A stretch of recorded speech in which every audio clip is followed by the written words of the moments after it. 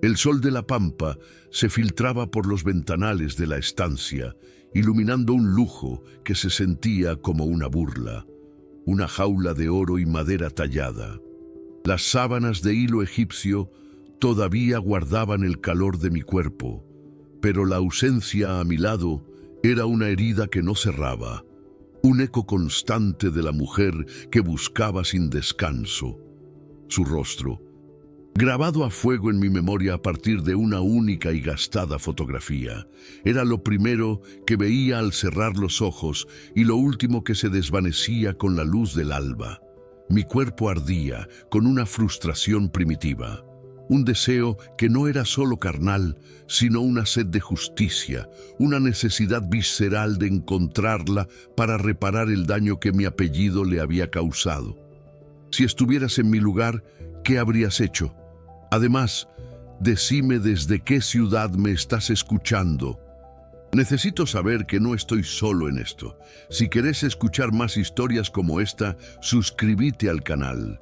Esa mañana, como todas las mañanas desde que asumí el control del Imperio Casares, la rutina se impuso como un bálsamo inútil sobre la herida abierta. El peso de mi apellido caía sobre mis hombros con la densidad de la tierra misma.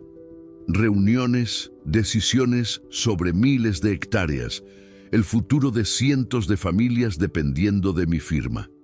Caminaba por los pasillos de la casona principal, cuyas paredes estaban adornadas con los retratos de mis ancestros, hombres de poder que habían forjado un legado de honor y, a veces, de crueldad. Sacaba la foto de mi billetera, el papel gastado en los bordes por el roce constante de mis dedos. Sus ojos me miraban desde el pasado, llenos de una melancolía que me atravesaba el alma. No la buscaba para cumplir un pacto arcaico, sino para romperlo, para devolverle su nombre, su libertad. Era una obsesión forjada en la culpa, un juramento silencioso que me consumía por dentro, un fuego lento que amenazaba con devorarlo todo. Javier, mi abogado y único confidente, entró en el despacho sin golpear, con una carpeta bajo el brazo y la misma expresión cansada de siempre. «Mateo, tu abuela no va a esperar eternamente», dijo, dejando caer la carpeta sobre mi escritorio de roble. Adentro, las fotos de las candidatas perfectas, herederas de apellidos ilustres, mujeres criadas para ser la esposa de un Casares. Sentí una oleada de furia helada recorrer mi cuerpo. La bilis me subió por la garganta. «Guárdate esas fotos, Javier, no me interesan». Mi voz sonó más áspera de lo que pretendía, un gruñido bajo y controlado. «Sabes perfectamente que no puedo casarme, no hasta que la encuentre. Un Casares tiene un compromiso pendiente y pienso honrarlo a mi manera». Él suspiró derrotado. «Esta búsqueda te está destruyendo, Mateo, ¿y si nunca la encontrás?» La pregunta quedó flotando en el aire, pesada y tóxica, una verdad que me negaba a aceptar.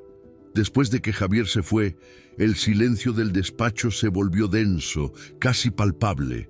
Me acerqué al ventanal, observando la línea infinita donde el campo se encontraba con el cielo. Pero ese día, algo era distinto. Una vibración extraña recorría el aire, una corriente eléctrica que me erizaba la piel. Era un presentimiento, una certeza irracional que se instalaba en la boca de mi estómago, anunciando que la espera de 7 años estaba a punto de terminar. El mundo parecía contener la respiración. Mi corazón empezó a latir con una fuerza descontrolada, un tambor anunciando una tormenta inminente. Fue entonces cuando sonó el teléfono. Era la directora del hogar de niños, el refugio de los girasoles, una de las fundaciones de la familia. Mientras confirmaba los detalles de mi visita anual, mencionó casi al pasar la llegada de una nueva cuidadora. «Es una chica muy especial, Mateo. No habla, pero tiene una forma de comunicarse con los chicos. Es casi mágico». Un escalofrío me recorrió la espalda, vértebra por vértebra. El polvo del camino se pegaba a mi piel como una segunda mortaja. Me bajé del colectivo en medio de la nada, con un único bolso que contenía los restos de una vida que ya no era mía. Sofía Romano, 29 años, huérfana y ahora, voluntariamente muda. Frente a mí, el hogar, el refugio de los girasoles. Se erguía humilde pero digno, un oasis de color en la inmensidad desoladora de la pampa. El horizonte era una línea perfecta y cruel, una promesa de libertad que para mí era solo el borde de una jaula más grande. El aire olía a tierra seca y a un silencio tan profundo que hacía eco con el mío. Sentí un escalofrío recorrer mi espalda, no por el frío, sino por la abrumadora sensación de ser una intrusa, una pieza rota en un paisaje que exigía entereza. Cada paso hacia la entrada se sentía pesado, como si arrastrara las cadenas invisibles de un destino que ya estaba escrito para mí. Dentro de mi cabeza, la cuenta regresiva era un martillo constante. 6 semanas. Solo 6 semanas de este aire prestado antes de que mis tíos me entregaran a don Ricardo, un hombre mayor, viudo y respetado, cuyo único interés en mí eran las tierras que mi apellido representaba, aunque ya no nos pertenecieran. La unión había sido decidida, sellada con un apretón de manos que había vendido mi futuro. Este trabajo como cuidadora era mi último acto de rebeldía, un respiro desesperado antes de la asfixia final. La idea de ser la esposa de un hombre al que no amaba, de vivir una vida de sonrisas vacías y obediencia silenciosa, me provocaba un nudo helado en el estómago. La resignación era una capa de hielo fino sobre un mar de pánico furioso. Quería gritar, correr hasta que mis pulmones ardieran, pero el silencio era mi única armadura, mi única defensa. Mi voto de silencio, autoimpuesto hace 7 años, se había convertido en mi naturaleza. Era un manto que me hacía invisible, que me protegía de preguntas indeseadas y de la compasión que no podía soportar. Al principio fue una estrategia, una forma de volverme una carga indeseable para mis tíos. Pero con el tiempo se arraigó en mi garganta un candado de miedo y costumbre. Anhelaba la simple libertad de decir mi nombre en voz alta, de reír sin contenerme, de cantarles a los niños. Pero el terror a ser descubierta, a que el pasado me encontrara, era más fuerte que cualquier deseo. Cada día era una actuación impecable, una pantomima de serenidad que ocultaba la tormenta que rugía en mi interior. Este refugio, con sus girasoles que seguían ciegamente al sol, era mi última parada antes de que la oscuridad me reclamara por completo. La directora del hogar, una mujer de ojos amables y manos curtidas llamada Elvira, me recibió con una calidez que casi me desarma. Me presentó a los chicos, un torbellino de risas y miradas curiosas. Fue entonces cuando lo vi. Un niño pequeño, apartado del resto, con unos ojos enormes y tristes que reflejaban mi propia soledad. Se llamaba Tomás. Me acerqué lentamente, sin invadir su espacio, y me senté a su lado en el suelo. No dije nada, simplemente saqué de mi bolso una pequeña figura de madera tallada, un pájaro, y la puse entre nosotros. Sus deditos temblorosos rozaron la madera, y luego levantó la vista y me dedicó una sonrisa diminuta, frágil y preciosa. Fue un instante de conexión pura, un lenguaje sin palabras que ambos entendíamos a la perfección. Una corriente de calor se extendió por mi pecho, un recordatorio doloroso de la humanidad que había intentado suprimir. Elvira me observaba desde la distancia, con una expresión de asombro en el rostro. Más tarde, mientras me mostraba mi humilde habitación, me dijo: «Tenés un don, Sofía». Tomás no había interactuado con nadie en semanas. Luego, su voz adquirió un tono de profundo respeto. «Estoy segura de que al señor Casares le va a impresionar tu trabajo cuando venga en su visita anual. Él es el principal benefactor de este lugar, un hombre poderoso, el más poderoso de la provincia, pero justo. Dicen que es muy solitario, que carga con un peso muy grande. El nombre me golpeó como una pared de hielo. Casares. El apellido que había destruido a mi familia, la raíz de mi desgracia.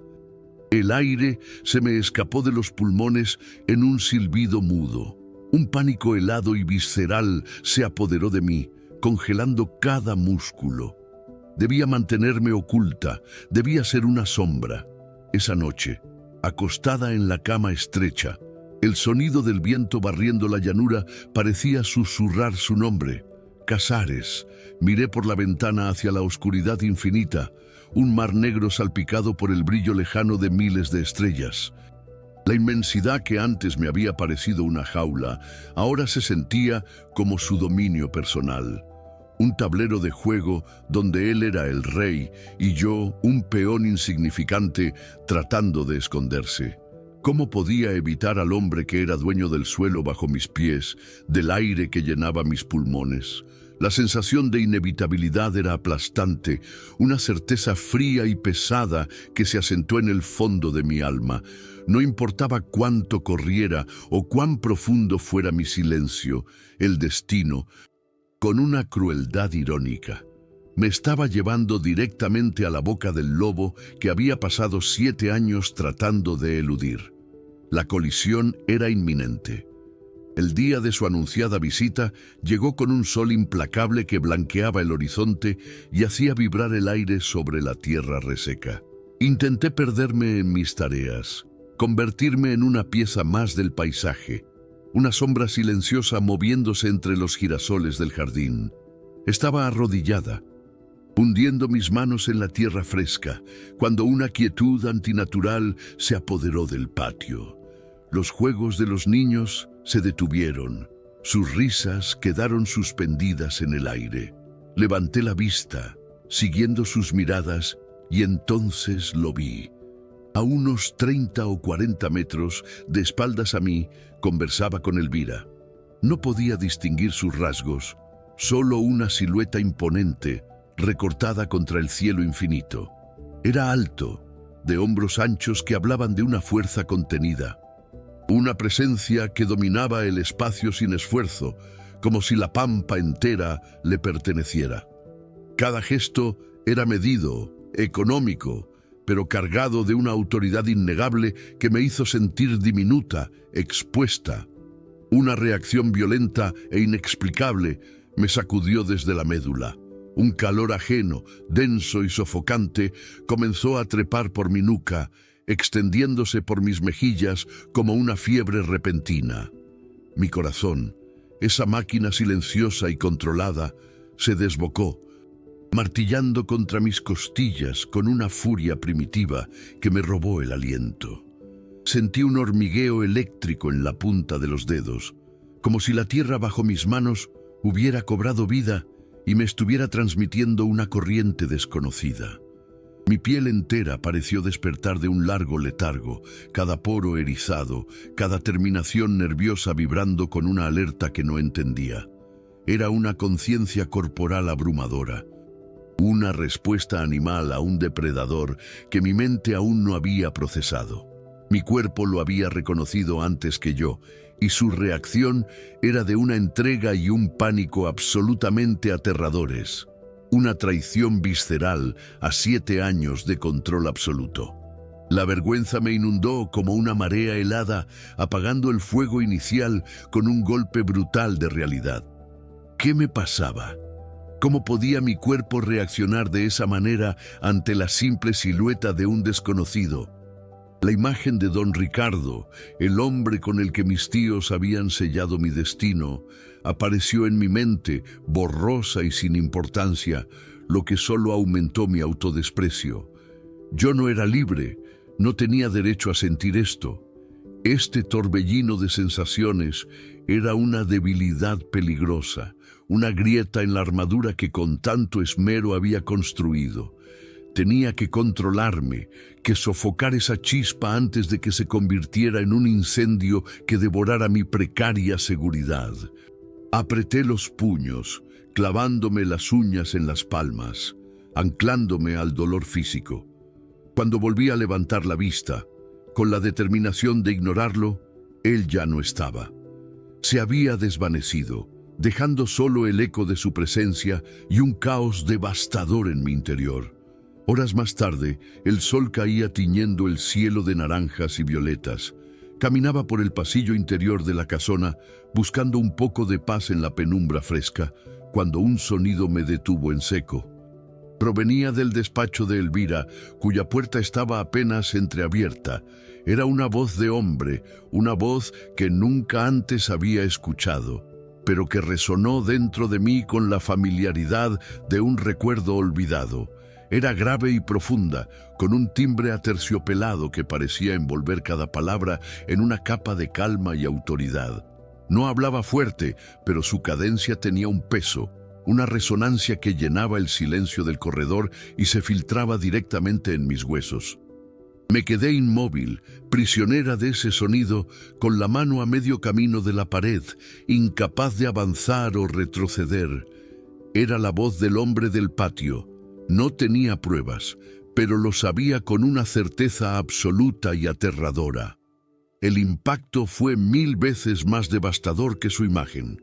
Un escalofrío lento y exquisito me recorrió la columna, vértebra por vértebra, haciendo que mi cuerpo se contrajera involuntariamente. Una punzada aguda, un nudo de calor y deseo. Se formó en lo más profundo de mi vientre, dejándome sin aire. Era una sensación tan súbita y chocante que tuve que apoyarme contra la pared para no caerme. Mi cuerpo entero se inclinaba hacia esa puerta, hacia esa voz, como un girasol desesperado buscando el sol en medio de la noche. Escuchaba fragmentos de su conversación, palabras sobre presupuestos y donaciones que no tenían ningún sentido para mí. No importaba lo que decía, era el cómo lo decía. Cada sílaba era una caricia áspera, cada pausa una tensión insoportable. Era la voz de un hombre acostumbrado a ser escuchado, un hombre que podía desarmarme sin siquiera saber que yo existía al otro lado de la puerta. El suave clic de la puerta al cerrarse rompió el hechizo.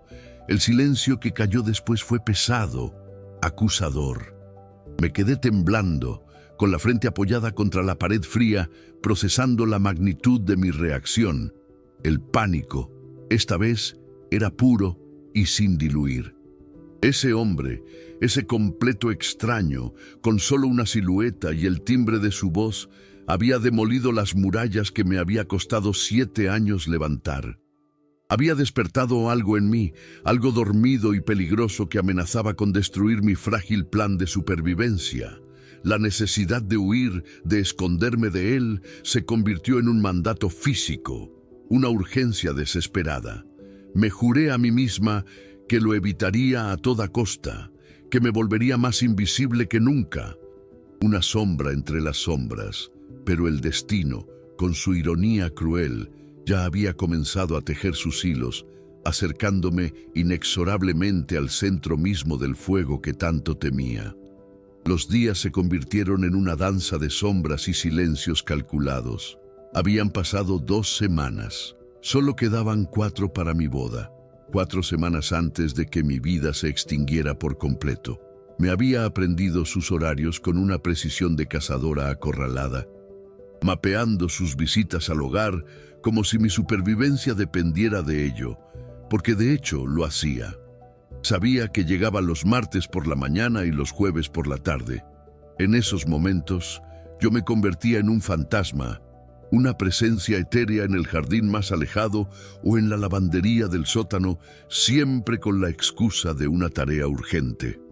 El aire mismo parecía vibrar de manera diferente cuando él estaba cerca, cargado con una electricidad palpable que erizaba mi piel y mantenía mis nervios tensos como las cuerdas de un violín. Vivía en un estado de alerta constante, un terror sordo que se había instalado en mi pecho, un animal agazapado esperando el momento del ataque. El incidente ocurrió un jueves, bajo el sol abrasador del mediodía. Estaba en el patio trasero, ayudando a los niños más pequeños a regar los girasoles, cuando un grito agudo cortó el aire. Tomás, en un arranque de audacia infantil, había trepado a una vieja estantería de madera que usábamos para las macetas, tratando de alcanzar un nido de horneros en el alero del techo. La estructura, podrida por la humedad y el tiempo, crujió de forma ominosa y comenzó a inclinarse hacia adelante. No hubo tiempo para pensar, ni para llamar a nadie. Mi cuerpo reaccionó con una autonomía animal, una fuerza que no sabía que poseía. Corrí, empujando al niño fuera del camino justo cuando la estantería se desplomaba con un estruendo de madera rota y terracota hecha añicos. Caí de rodillas, protegiendo su cabeza con mi cuerpo, mientras los restos de una valiosa vasija de cerámica, un regalo de la familia Casares, se esparcían a nuestro alrededor. El terror y la anticipación eran un nudo de hielo en mi garganta. Elvira me informó, con una mezcla de preocupación y respeto, que el señor Casares había sido notificado del accidente y del objeto roto, y que quería verme, personalmente, en su despacho de la estancia. Cada paso por el largo corredor de la casona principal se sentía como una marcha hacia el patíbulo.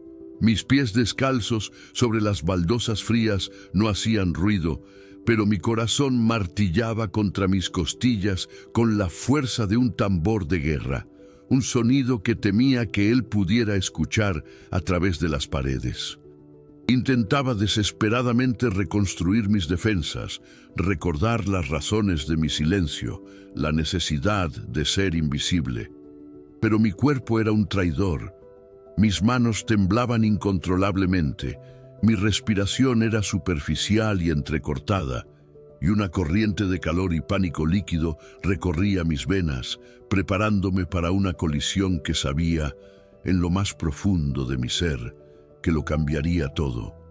A kilómetros de distancia, en el silencio solemne de su escritorio, Mateo Casares recibió la llamada de Elvira. Escuchó el relato del incidente con una calma profesional, su mente ya calculando los costos de reposición y las medidas de seguridad. Pero entonces Elvira mencionó su nombre. La cuidadora, Sofía, actuó increíblemente rápido. Salvó al nene. Mateo, es una chica especial, la que te conté que no habla. El nombre, Sofía, lo golpeó con la fuerza de un impacto físico. Un calor violento y posesivo se encendió en su pecho. Una reacción tan visceral que lo dejó sin aliento. El aire se espesó en sus pulmones. El presentimiento que había sentido días atrás regresó con una intensidad abrumadora, una certeza cruel y luminosa. Su corazón, normalmente un metrónomo constante, se desbocó, latiendo con una furia primitiva. Ese nombre, en la boca de otra persona, sonaba como una profanación, como si le estuvieran hablando de algo que, irracionalmente, ya sentía como suyo. Su primera inclinación fue delegar, enviar a Javier, mantener la distancia profesional que siempre había cultivado. Pero una fuerza impulsiva, un instinto primario que no comprendía ni podía controlar, lo puso de pie. Colgó el teléfono y tomó las llaves de su camioneta sin pensarlo dos veces. Tenía que verla, no era una opción, era una necesidad física, una sed que le quemaba la garganta. Mientras conducía a toda velocidad por el camino de tierra, la información que Javier le había dado sobre ella lo atormentaba. Dicen que está comprometida con un estanciero de la zona, un tal Don Ricardo. La idea de otro hombre reclamándola, de que ella perteneciera a alguien más, le provocó una oleada de furia helada, un sentimiento posesivo y oscuro que lo sorprendió por su ferocidad. No la conocía, pero la idea de perderla antes de siquiera encontrarla era una tortura insoportable.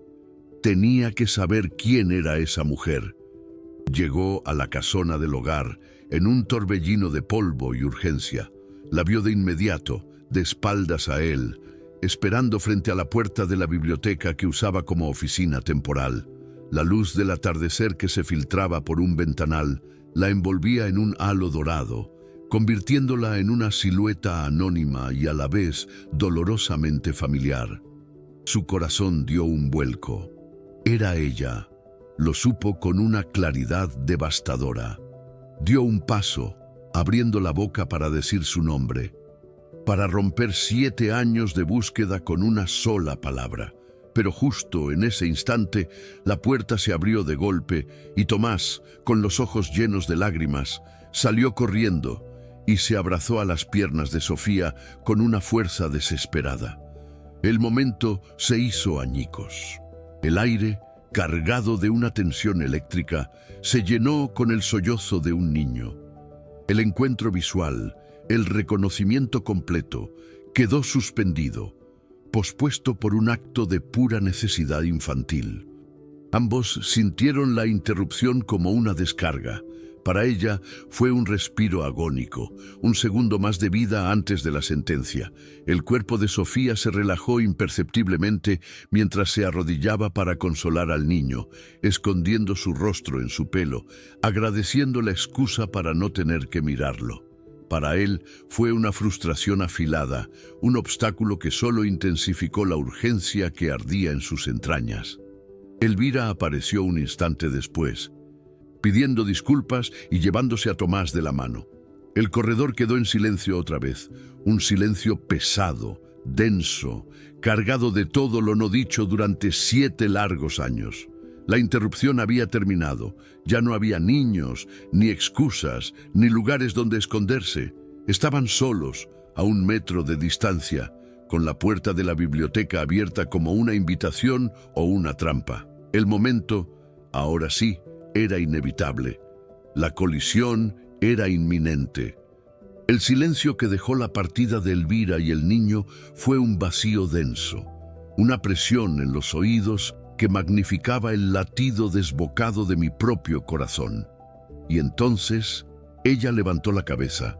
El movimiento fue lento, casi imperceptible, pero para mí se desarrolló en una secuencia de imágenes eternas, cada fotograma grabado a fuego en mi cerebro. Su rostro, iluminado por la luz polvorienta del pasillo, no era solo el de la fotografía. Era una versión viva, tridimensional, que respiraba y sentía, 1000 veces más devastadora. Los mismos ojos grandes y melancólicos, pero ahora llenos de un pánico puro y presente. El mismo pelo oscuro, pero ahora con mechones sueltos que enmarcaban una piel que parecía increíblemente suave. El mundo entero se contrajo hasta quedar reducido a ese espacio de 1 metro entre nosotros. Mi cuerpo reaccionó con una violencia primitiva, un golpe sordo en el pecho que me robó el aire y una corriente eléctrica que me bajó por la columna, haciendo que mis rodillas casi cedieran. Ella existía. Era real. 7 años de buscar a un fantasma, a una idea forjada en la culpa y la obsesión, se desvanecieron en un instante de claridad brutal y aniquiladora. Cada célula de mi cuerpo pareció reconocerla, no como a una extraña, sino como a una parte de mí que había estado perdida, una herida abierta que por fin encontraba su bálsamo y su cuchillo al mismo tiempo. Un alivio tan profundo que casi me ahoga se mezcló con un deseo consumidor, una necesidad primitiva de cerrar la distancia, de tocarla, de asegurarme de que no era otra alucinación. Y junto a todo eso, un terror helado se apoderó de mí. El terror de ver el miedo en sus ojos, un miedo dirigido inequívocamente hacia mí, hacia mi apellido, hacia el monstruo que yo representaba en su historia. La certeza de haberla encontrado era tan abrumadora como la posibilidad de perderla en ese mismo instante. Levanté la vista obligada por la fuerza de su presencia, por el silencio que se había vuelto demasiado pesado para soportar. Y lo vi. Lo vi por completo por primera vez. El impacto fue físico, como si una mano invisible me hubiera golpeado en el centro del pecho, dejándome sin aire y con la visión momentáneamente borrosa. No era el estanciero viejo y déspota que mi mente infantil había construido a partir de las historias de mis tíos. Era un hombre en la plenitud de su poder, alto, con los hombros anchos de alguien que conoce el trabajo físico, pero con una elegancia contenida en su postura que hablaba de autoridad innata. Su rostro era una combinación brutal de ángulos marcados y una boca que parecía demasiado sensual para la dureza de su mirada. Y sus ojos se clavaron en los míos con una intensidad que me desnudó, que pareció ver más allá de mi silencio, más allá de mis miedos, hasta el fondo de mi alma. Mi cuerpo, ese traidor que había intentado someter durante 7 años, se rindió sin condiciones. Una oleada de calor insoportable me subió desde los pies, inundando mi vientre con una punzada de deseo tan agudo y vergonzoso que me hizo sentir mareada. Mis piernas se aflojaron, convirtiéndose en 2 pilares inútiles que apenas me sostenían. Un temblor incontrolable se apoderó de mis manos, y lo peor de todo fue el reconocimiento. No era lógico, era una certeza animal, una memoria alojada en mis huesos que gritaba que yo conocía a este hombre, que mi cuerpo lo conocía, como si hubiéramos estado esperando este reencuentro durante una eternidad. El terror me inundó, porque esa sensación contradecía cada decisión que había tomado para sobrevivir, cada promesa que me habían obligado a hacer. Querer tocarlo era una sentencia de muerte, y aún así era lo único que mi cuerpo anhelaba. El tiempo se detuvo. El pasillo polvoriento del hogar desapareció. Las voces lejanas de los niños se extinguieron. El peso del sol de la tarde se desvaneció. Solo existíamos nosotros dos, suspendidos en una burbuja de silencio cargado de electricidad. Nos miramos fijamente, sin parpadear, atrapados en una comunicación que trascendía las palabras. En sus ojos vi el final de una búsqueda, una sorpresa devastadora y una posesividad que me aterrorizaba y me atraía a partes iguales. Y supe, con una certeza que me heló la sangre, que él también había visto algo en mí, algo que iba más allá de la cuidadora muda y asustada. Había visto a Sofía. El reconocimiento era mutuo, un puente invisible de energía que se tendía sobre un abismo de 7 años de dolor y malentendidos, y en ese instante ambos supimos que nuestras vidas, tal como las conocíamos, habían terminado irrevocablemente. El hechizo se rompió con el sonido banal de una puerta cerrándose a lo lejos. La realidad regresó con la crueldad de una bofetada. Él parpadeó y la intensidad de su mirada se atenuó, reemplazada por una máscara de control y formalidad. Su postura se enderezó, volviendo a ser la del patrón, la del señor Casares, el dueño de todo lo que me rodeaba. Yo retrocedí un paso instintivamente.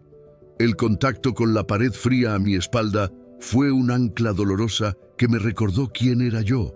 Una impostora, una fugitiva, una mujer comprometida con otro hombre. Él se aclaró la garganta y el sonido pareció rasgar el aire tenso.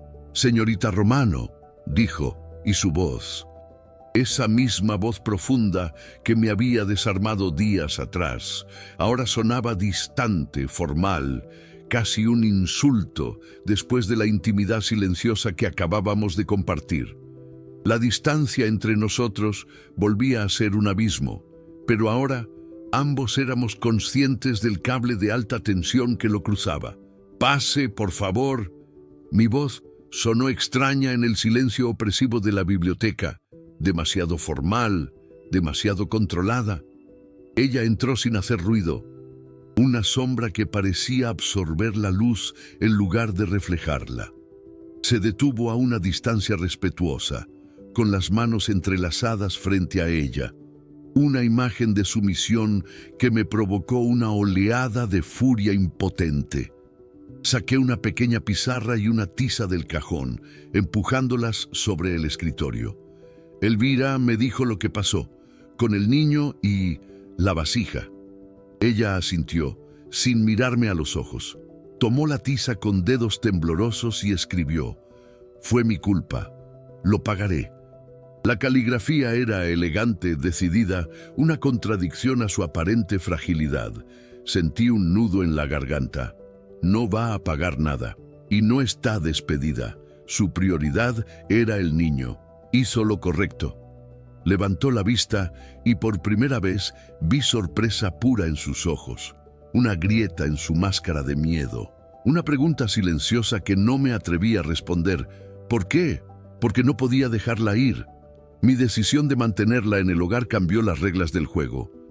Ya no podía evitarla, ni yo a ella. Los pasillos de la casona se convirtieron en nuestro campo de batalla silencioso. Cada encuentro, una escaramuza cargada de tensión no resuelta. Empecé a inventar excusas, pretextos cada vez más absurdos para volver al refugio casi a diario.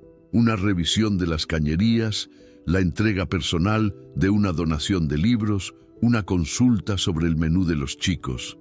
Cualquier motivo era válido para sentir la vibración en el aire que anunciaba su presencia. Me convertí en un cazador, rastreando el eco de sus pasos silenciosos, el aroma a lavanda y tierra limpia que dejaba a su paso. La observaba desde lejos, interactuando con los niños. Su ternura silenciosa era una tortura y un bálsamo. Javier me lo dijo una tarde, con una preocupación genuina en la mirada. «Estás obsesionado, Mateo. Esto no va a terminar bien». Pero ya era demasiado tarde para dar marcha atrás.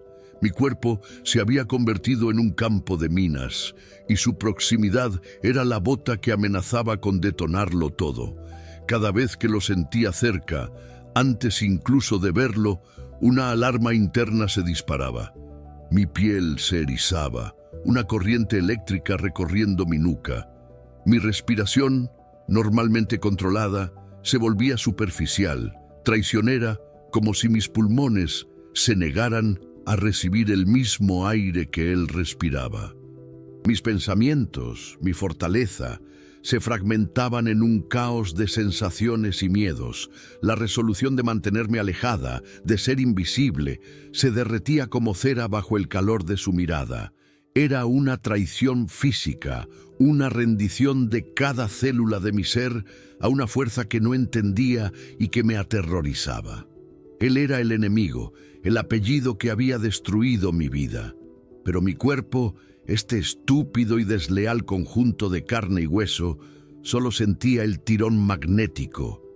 La necesidad primitiva de acercarse al fuego, aunque supiera que iba a quemarme. El peso de la pila de libros de cuentos le tapaba la visión.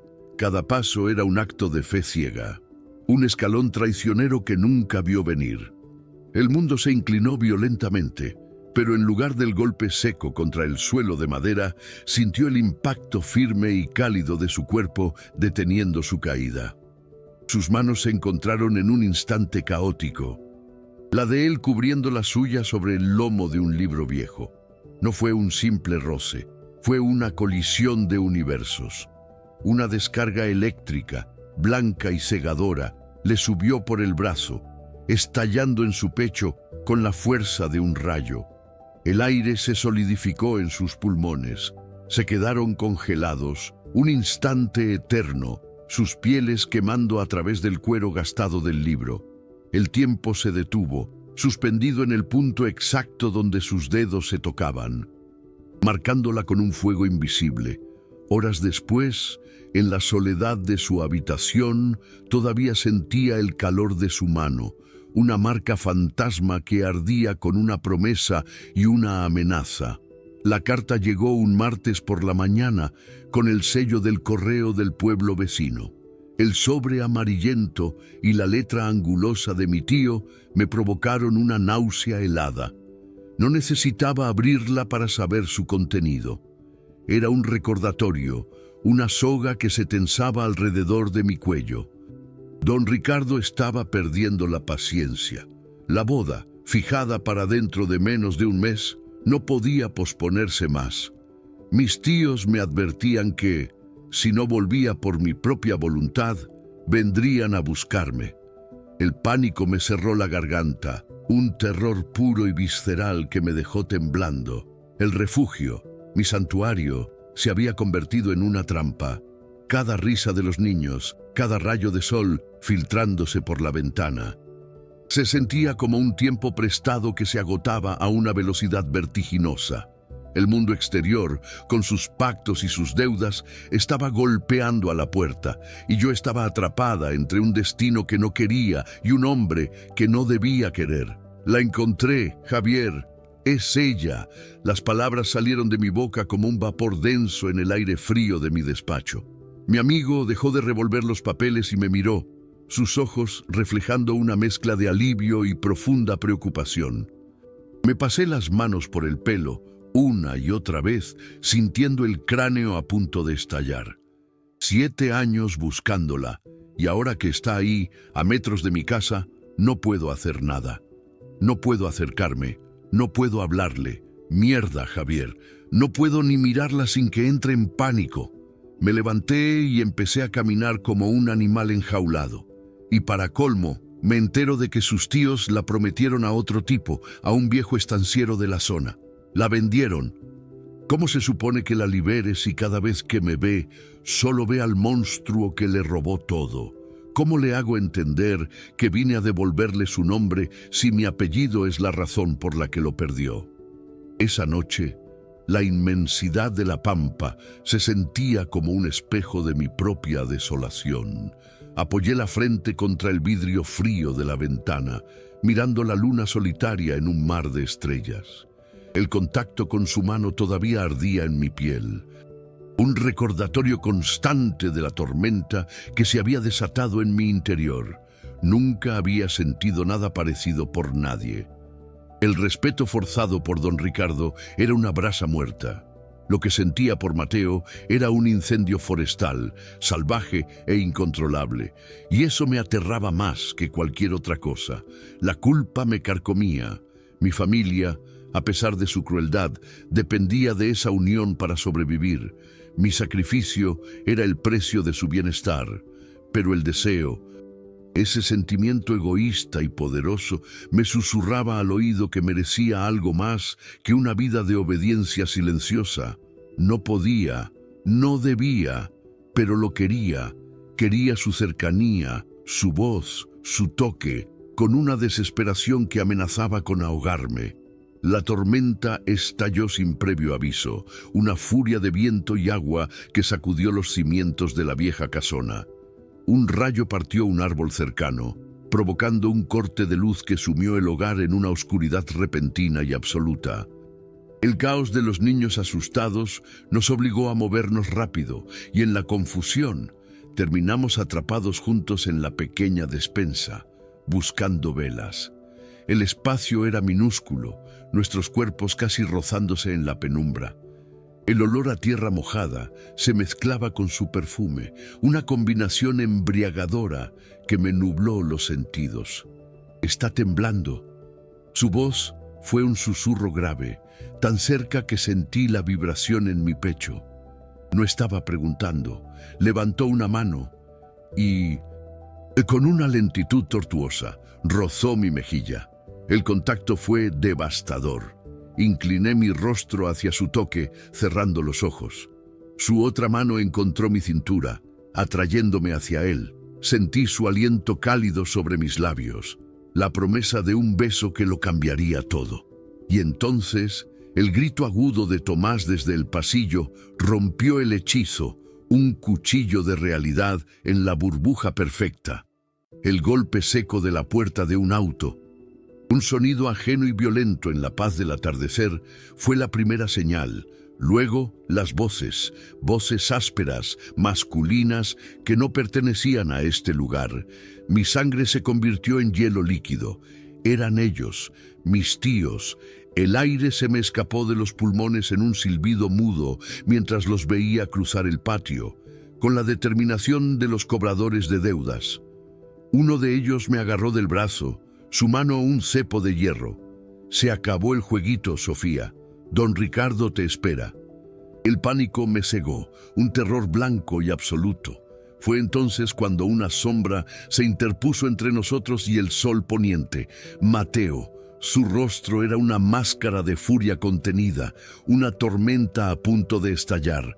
Suéltenla. Su voz no fue un grito, sino un gruñido bajo y letal que hizo vibrar la tierra.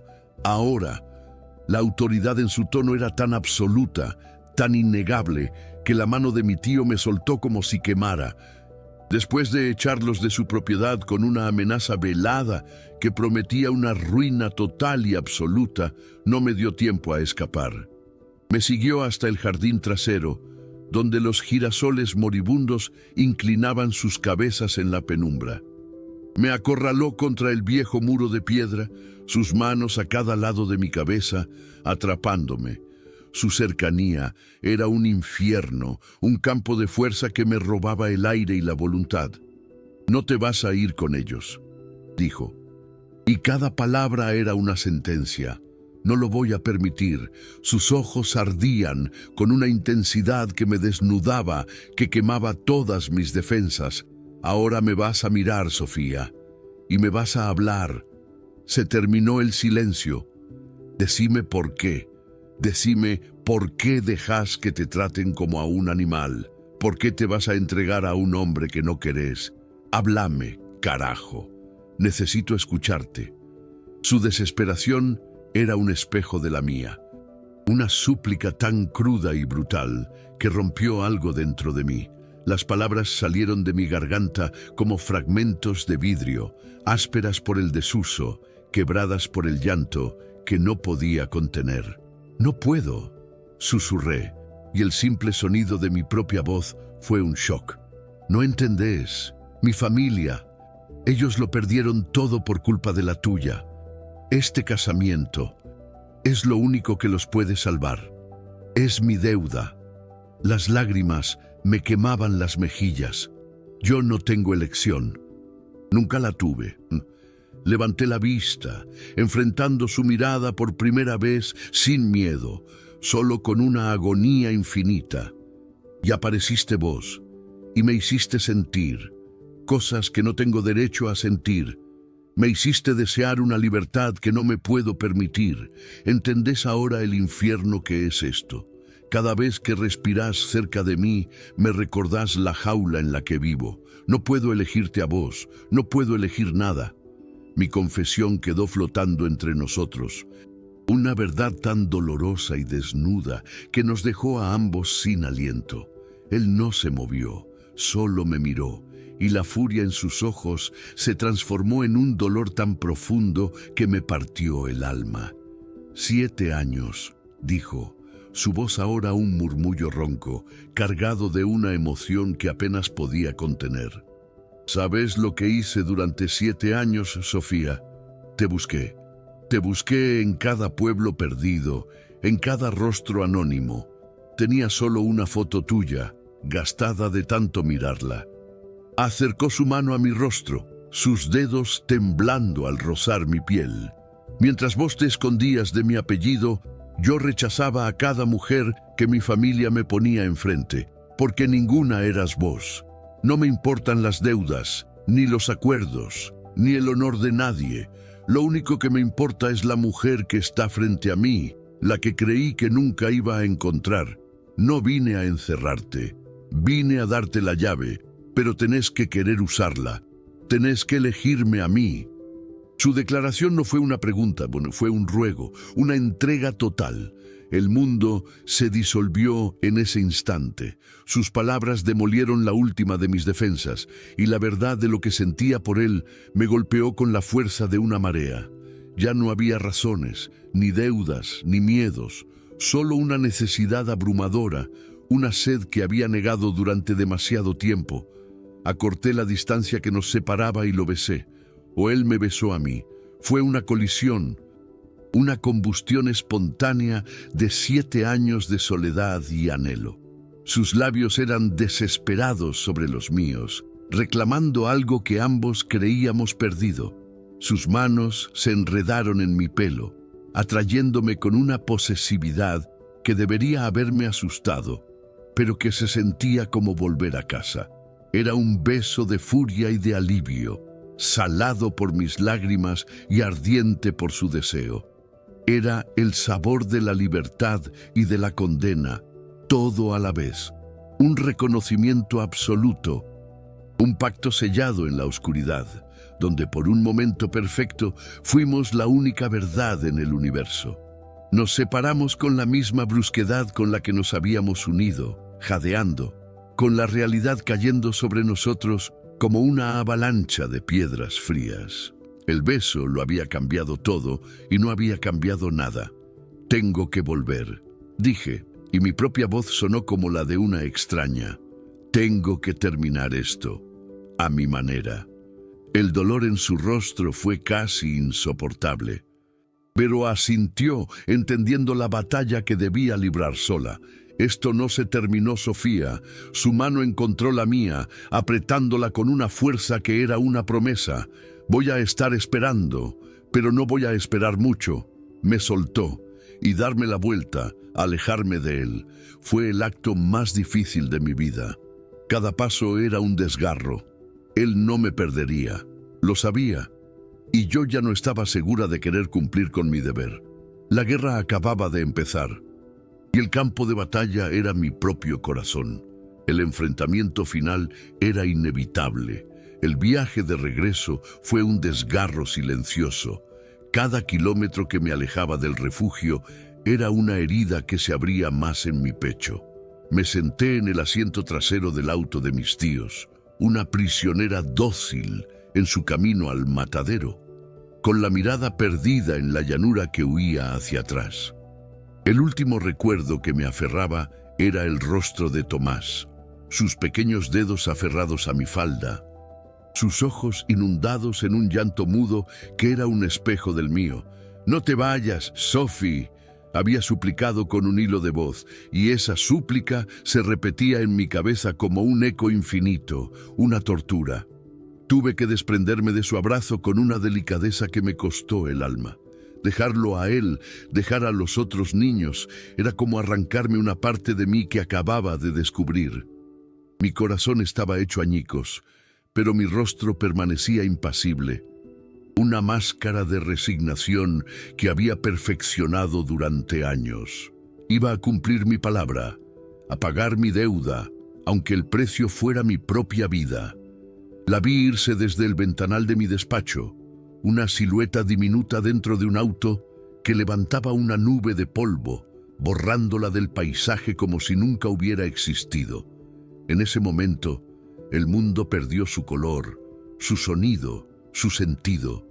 Los días que siguieron se fundieron en una neblina gris de desesperación silenciosa. No comía, no dormía. Me sentaba durante horas frente a la chimenea apagada, con un vaso de whisky intacto en la mano, observando las cenizas frías. Javier intentó hablarme, razonar conmigo, recordarme mis responsabilidades, pero mis oídos estaban sordos. Mi poder, mi apellido, las miles de hectáreas que se extendían bajo mis pies, todo se sentía como una burla cruel, un imperio de polvo sin ella. Por primera vez en mi vida, no tenía un plan. Estaba completamente perdido, un rey despojado de su reino porque su única súbdita se había marchado. La impotencia era un veneno lento que me paralizaba, un ancla que me hundía en la oscuridad. El vestido de novia era una creación de seda fría y encaje antiguo, una reliquia familiar de don Ricardo que olía a naftalina y a promesas rotas. Mis tías me lo ajustaron con manos expertas y sonrisas satisfechas, tratándome como a una muñeca de porcelana. Sin ver la fractura que me recorría por dentro, me miré en el espejo de cuerpo entero y no me reconocí. Vi a una extraña, una fantasma con los ojos vacíos y la piel pálida, atrapada en una jaula de tela blanca. El recuerdo del beso de Mateo, su calor, su desesperación, su sabor a libertad, me quemó los labios con una intensidad insoportable.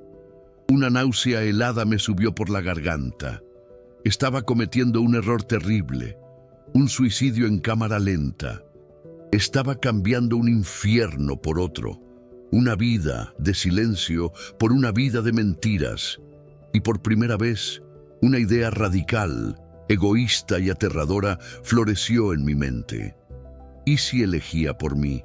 ¿Y si me negaba a hacer el sacrificio?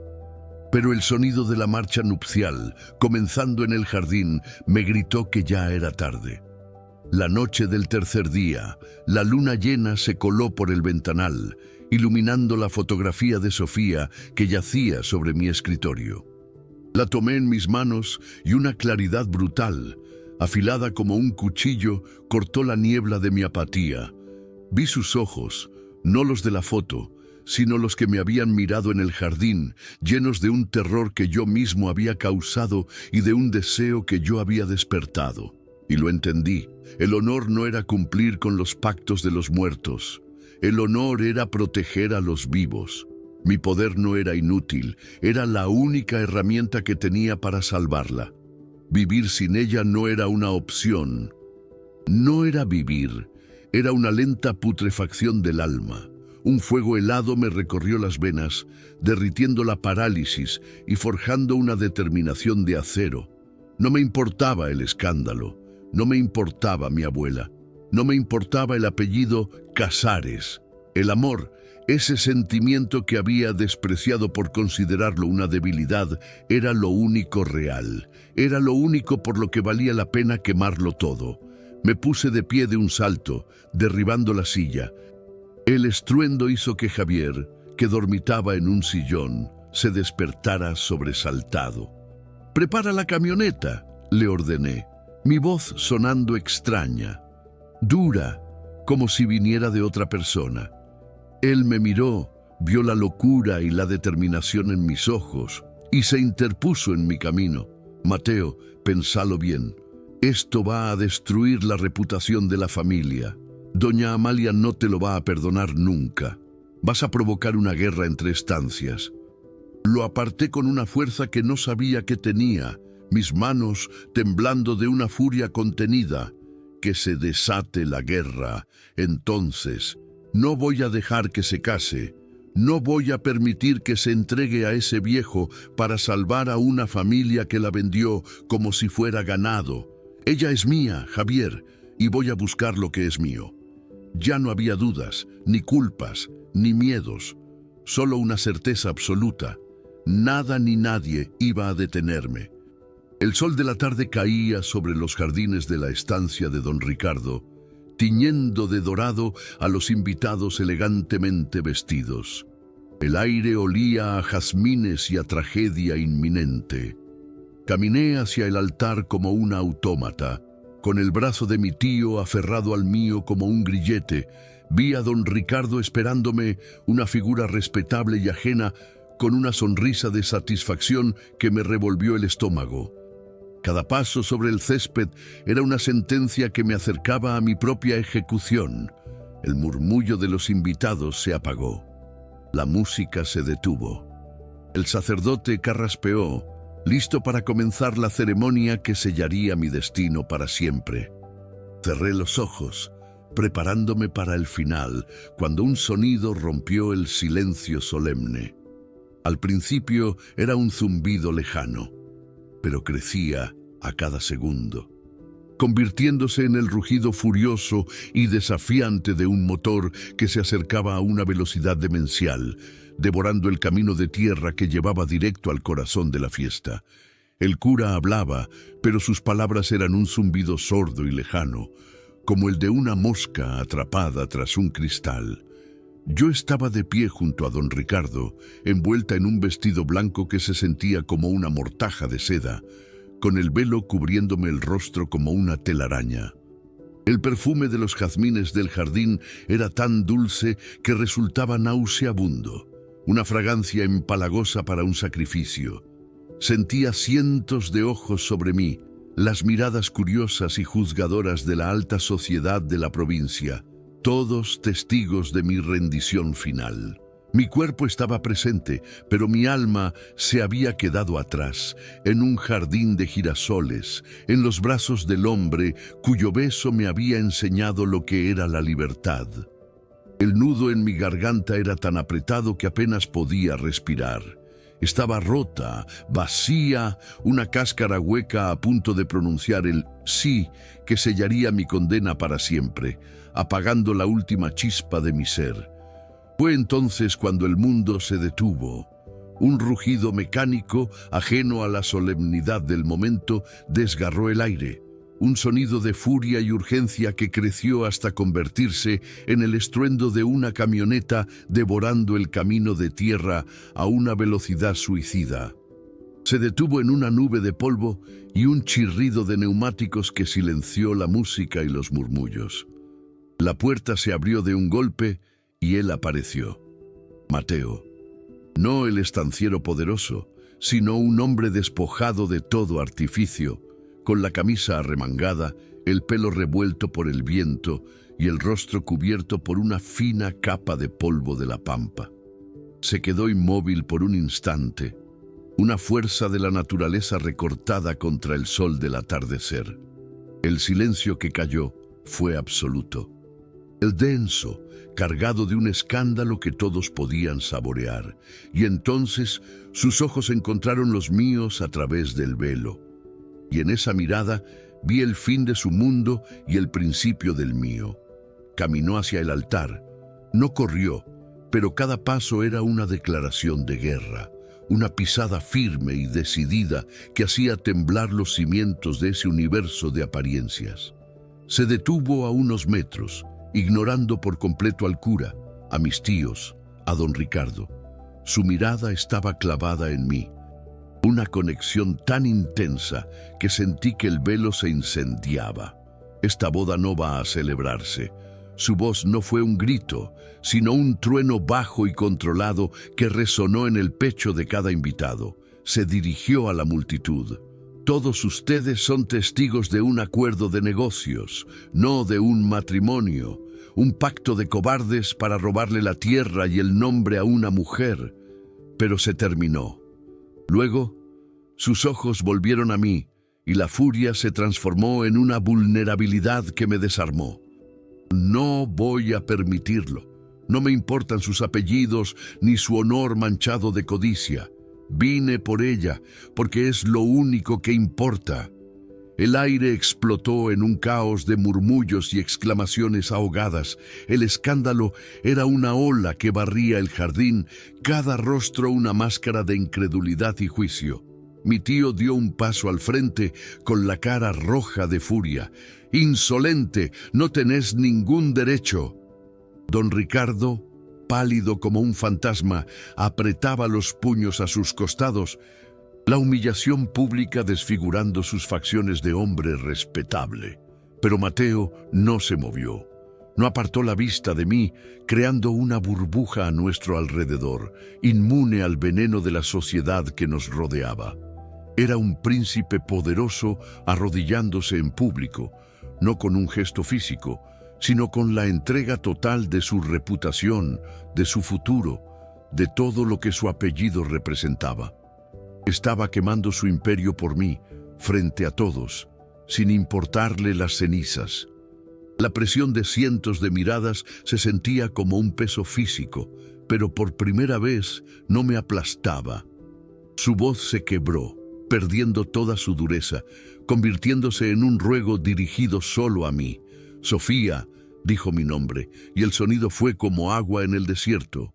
«Mírame, ya no tenés por qué esconderte, ya no tenés que obedecer a nadie, esta es tu vida, elegí por vos. Por primera vez en 7 años, elegí», extendió su mano, no como una orden, sino como una invitación. Una promesa temblorosa en el aire cargado de tensión. El mundo entero contuvo la respiración. Miré el rostro enfurecido de mi tío, la máscara de humillación de don Ricardo, y luego volví a los ojos de Mateo, donde vi mi propio reflejo, libre y entero. Y entonces me moví. Arranqué el velo de mi cabeza con un gesto brusco, dejándolo caer sobre el césped como la piel de una serpiente muerta. Caminé hacia él, lenta, deliberadamente. Cada paso un eslabón roto de la cadena que me había atado durante toda mi vida. Tomé su mano. Una corriente eléctrica, una confirmación, selló nuestro pacto silencioso. El caos estalló a nuestro alrededor.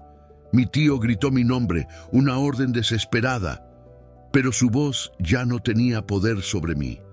Don Ricardo intentó avanzar, pero Mateo se interpuso, protegiéndome con su cuerpo.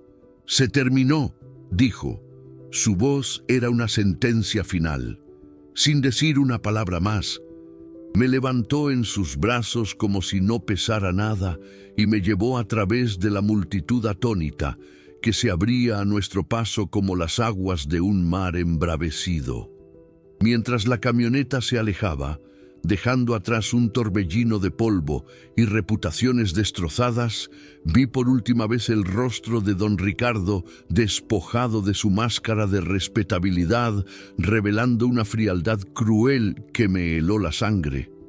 Supe entonces que Mateo no solo me había salvado de un matrimonio sin amor, me había salvado de una jaula mucho más oscura, y cuando estuvimos solos en el camino, detuvo el motor, me atrajo hacia él y me besó, un beso que ya no era de desesperación, sino el sabor inconfundible de haber llegado, por fin, a casa. Las semanas que siguieron se tejieron con la luz dorada de los amaneceres en la pampa, una luz que ya no se sentía como una burla, sino como una bendición. Cada mañana despertaba con el sol filtrándose por los mismos ventanales, pero el vacío helado a mi lado había sido reemplazado por la calidez inconfundible de su piel, por el aroma a lavanda y a sueño que se desprendía de su pelo oscuro esparcido sobre mi almohada. La fotografía gastada, el fantasma que me había perseguido durante 7 años, ahora descansaba en un cajón. Ya no la necesitaba. La tenía a ella, real y tangible.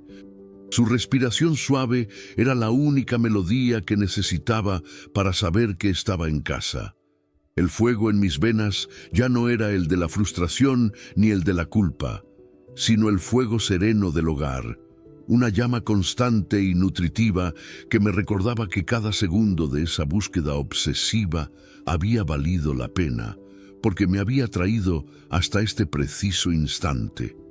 Nuestra vida juntos se convirtió en una sinfonía de momentos sencillos y profundos. Las tardes en el refugio de los girasoles, que ahora era tanto nuestro como de los chicos, se llenaban con el sonido de su voz, una melodía clara y segura que leía cuentos bajo el viejo ombú. Los niños, especialmente Tomás, la seguían como si fuera el sol mismo. Sus risas eran la prueba irrefutable de que la felicidad era contagiosa. Una tarde, mientras los observábamos jugar, Javier se acercó a mí, con una expresión de humildad que nunca le había visto. Me equivoqué. Mateo, admitió, su mirada fija en la escena. Creí que estabas destruyendo tu futuro por una obsesión, pero estabas construyendo uno de verdad. No se trataba del honor del apellido, se trataba de la justicia del corazón. Sus palabras fueron una absolución, el cierre de un círculo que me liberó del último peso de mi legado. La validación final llegó una mañana de la forma más fría e impersonal posible, un titular en el diario provincial. Javier lo dejó sobre mi escritorio sin decir una palabra. Estanciero Ricardo Almada, acusado de fraude y trata de personas. El artículo detallaba una red de explotación laboral en sus campos, una crueldad oculta tras una fachada de respetabilidad y tradición. Se lo mostré a Sofía. Ella leyó cada palabra, su rostro perdiendo el color, y luego sentí un temblor recorrer su cuerpo, no de miedo, sino de una liberación catártica. Un sollozo se le escapó. El último eco de 7 años de terror. La abracé con fuerza, sintiendo cómo el último eslabón de su jaula invisible se hacía polvo. No solo te salvé de un matrimonio sin amor, le susurré al oído. Te salvé del monstruo que lo custodiaba. En ese momento entendimos que nuestra rebelión no había sido solo un acto de amor, sino un acto de supervivencia. Esa noche, de pie en la galería, observando la inmensidad del campo bajo un manto de estrellas. Ella apoyó la cabeza en mi pecho. Podía sentir el latido tranquilo y seguro de su corazón contra mi mano. Ya no había sombras entre nosotros, ni silencios forzados, solo una paz conquistada a fuerza de coraje. Mi silencio fue mi escudo durante tanto tiempo, dijo, su voz un murmullo suave que el viento de la noche casi se lleva. Pero fuiste vos el que me recordó que mi voz era mi libertad. Levanté su rostro y la besé. Un beso que ya no tenía el sabor de la desesperación ni de la urgencia, sino el de la promesa, el del futuro infinito que se extendía ante nosotros, tan vasto y lleno de vida como la pampa misma. 7 años, 7 malditos años buscándola en el silencio de una fotografía para encontrarla, al fin, en el sonido de su voz.